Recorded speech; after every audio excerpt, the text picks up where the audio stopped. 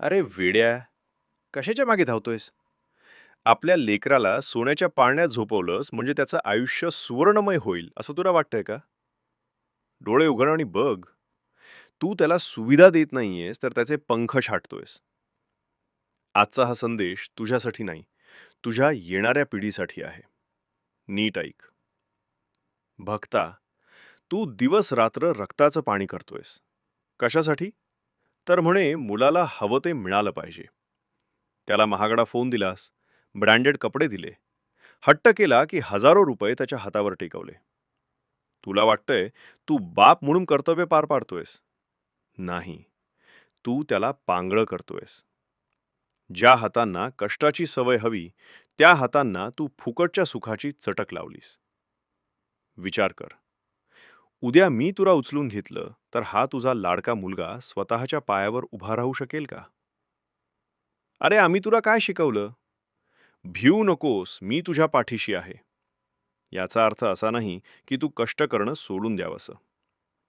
तू मुलाला एसीच्या खोलीत बसवलंस, पण उन्हाच्या झळा सोसल्याशिवाय आयुष्याची सावली कळत नाही हे त्याला कोण सांगणार?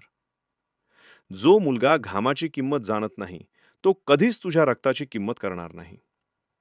त्याला वस्तू देऊ नकोस, त्याला मूल्य दे. त्याला संघर्षाची चव चाखू दे, तरच तो हिऱ्यासारखा चमकून बाहेर येईल. मुलं तुझ्या पैशाने नाही तर तुझ्या संस्कारांनी मोठी होतात. तू त्याला महागड्या शाळेत घातलंस, पण घरी आल्यावर त्याच्याशी दोन शब्द बोलायला तुला वेळ नाही. त्या चिमुकल्या जीवाशी संवाद साध. त्याला रामायण महाभारतातल्या गोष्टी सांग. त्याला माणुसकी शिकव. त्याला सांग की संपत्ती आज आहे आणि उद्या नाही, पण चरित्र एकदा डागाळलं की ते पुन्हा सांधता येत नाही. तुझ्या लेकराला एटीएम नको, तर एक आई बाबा हवे आहेत. आत्ताच सावध हो. मुलाला नाही म्हणायला शिक.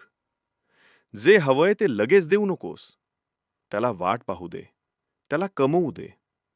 त्याला कष्टाची भाकरी गोड कशी लागते ते दाखव. त्याला देवाधर्माची ओढ लाव. थोडा वेळ नामस्मरण करायला लाव. अंतर्मन शुद्ध असेल तरच तो जगातल्या कोणत्याही संकटावर मात करेल.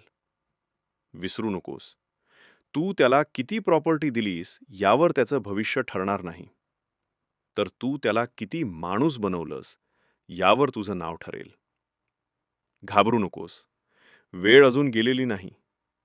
कष्टाची कास धर आणि लेकराला संस्कारांची शिदोरी दे. मी सदैव तुझ्या पाठीशी आहेच, पण तुला तुझं कर्म प्रामाणिकपणे करावं लागेल. डोळे पुस आणि कामाला लाग.